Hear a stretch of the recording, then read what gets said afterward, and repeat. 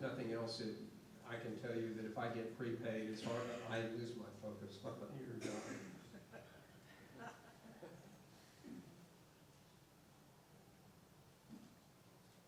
And again, if it's a local company, this was really designed to address the guys coming in from out of town. If it's a local company, then the statute portion does not apply to them in terms of the deceptive trade.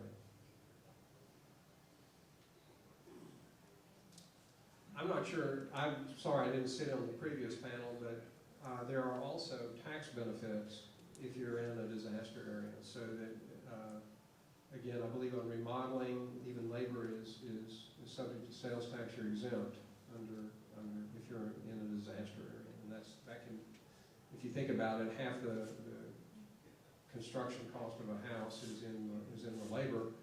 And you start taxing that at a 6 to 8% rate, and that's significant money, significant savings too. Is that just on remodel or is that on new? New construction, labor is exempt anyway.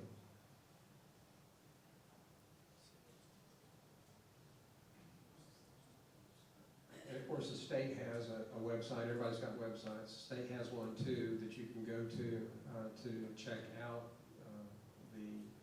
the tax implications, or at least sales tax implications.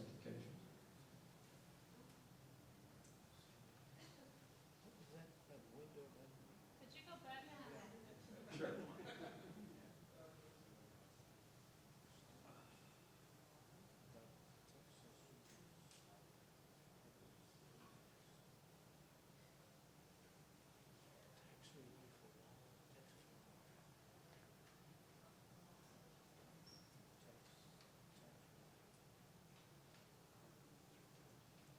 Everybody's still writing, so pausing here. Wave at me when you're done.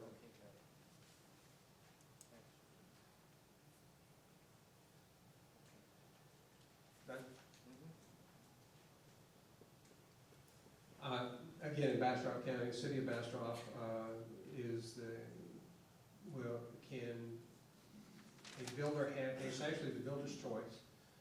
They can build, if you're in the city, you have to comply with City of Bastrop building inspection requirements, and they will have city inspections, and the building official will essentially, as a builder, you're just doing whatever they say.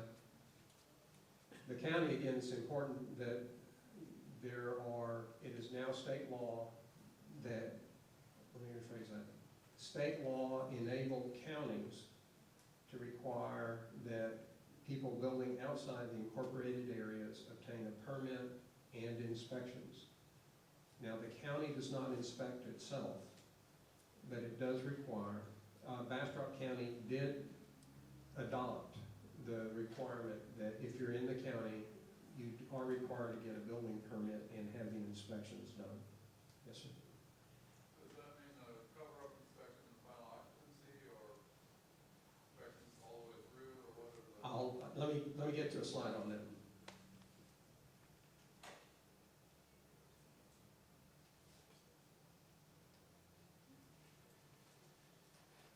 We were talking about codes a minute ago. Which code you use is at the option of the builder. Frankly, there hasn't been a lot of sea changes in building codes recently, so if they're not using the 2006 code, they have their option of using the 2006 IRC or the City of Bastrop code, whichever they're more comfortable and practiced in using.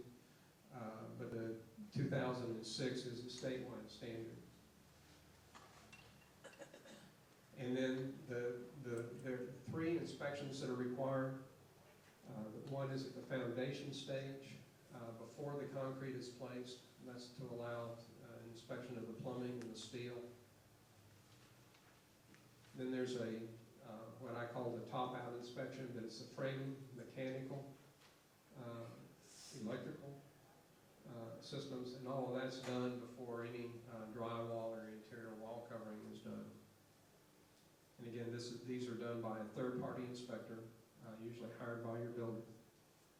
And then there's building final, where, again, the inspector will go through and check out things like smoke detectors to make sure they're operable, and that the electrical systems are.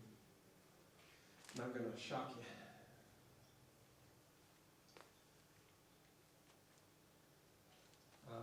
The language on remodeling is a little more nebulous. It just says as necessary, and I think that's because this foundation may or may not be there. And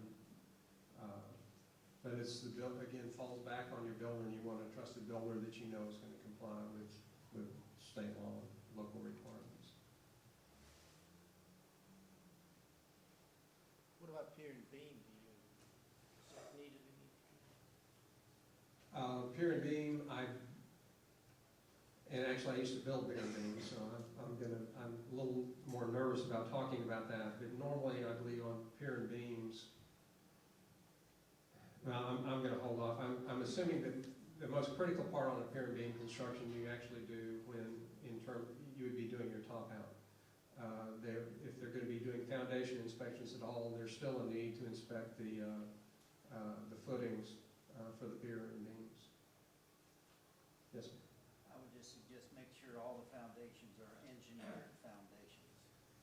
In much of the state, that's actually a requirement. It used to be a state law, but again, with TRCC going away, I believe that went away also. But particularly where you have extremely expansive soils, it's just critically important to have those foundations engineered to minimize cracking. We built our own, the Home Builders Association built its own building about 5 years ago.